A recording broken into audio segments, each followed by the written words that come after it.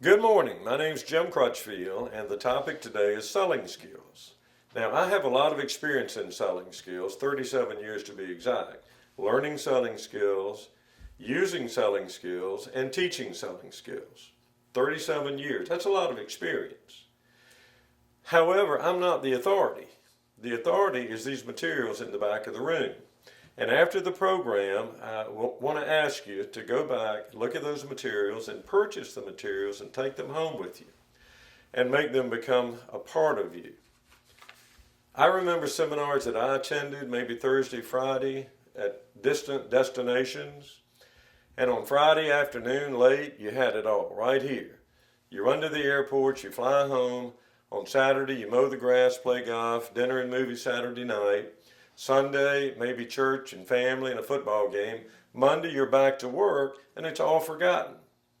Wonderful seminars, all forgotten, wasted. Don't let that happen to you. Take this material home and work with it over and over until it becomes a part of you.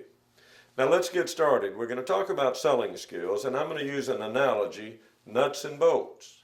In any construction project, it's the nuts and bolts that hold the project together. In your sales career, the nuts and bolts are selling skills. That's what holds your sales career together. But most people are not very good at that, and I'm appalled at the number of salespeople out there making a living in sales, and they know nothing about selling because companies don't teach them. They give you a car, they give you a product, they give you a territory, a computer these days, but they don't teach you how to sell, actually what to say in a selling situation. And the reason the companies don't teach that is they don't know themselves. And that's sad. But it's also a good thing for you because it makes it easy for you to set yourself apart from all the others that are out there. Now let me give you some examples of selling skills. Approaches, questioning and listening, overcoming objections, trial closes. There are several others, and you need to get good at all of them, but I think, in my opinion, the two that are most important, the two most lucrative selling skills are overcoming objections and questioning and listening. This morning, we're going to talk about overcoming objections. Now, most salespeople fear getting an objection because they don't know how to handle it, and so they try to avoid it. How does a salesman or salesperson try to avoid an objection? Keep talking. Talk fast. Right. Give them a chance to talk. You keep talking, because you know if you're talking all the time, the customer doesn't have time to say anything, so he can't give you an objection. And you don't want one because you don't know how to handle it. When one does come, frequently the salesperson becomes argumentative. And that turns the customer off so that no progress is made toward the sale. Don't fear an objection. It's a buying sign. You should welcome it.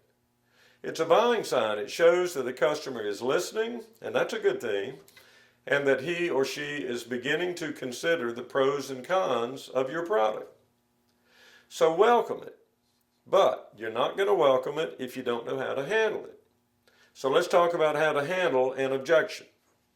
One that we hear all the time is it costs too much. Has anybody ever heard that?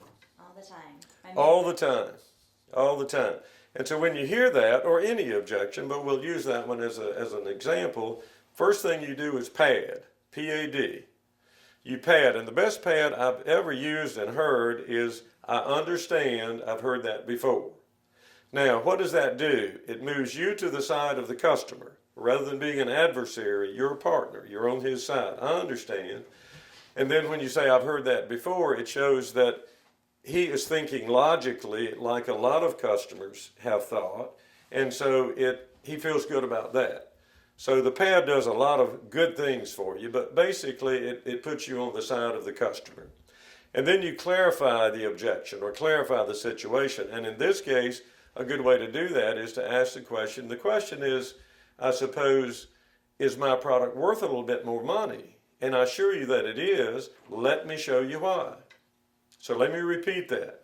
The question is my product worth a little bit more money? And I assure you that it is. Let me show you why. So that's the clarifying. So you've padded and you've clarified.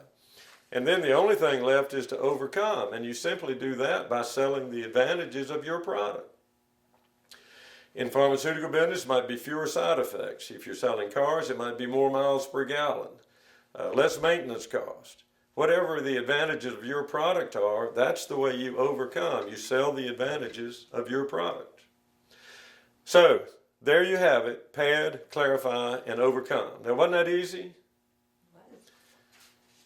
I'm going to remind you, I hope you'll go back here at the close of the program, buy these materials, take them with you, their audio, their video. You can even listen to them while you drive in your territory, and use them until they become a part of you. Thank you very, very much for your attention, and best of luck to each of you.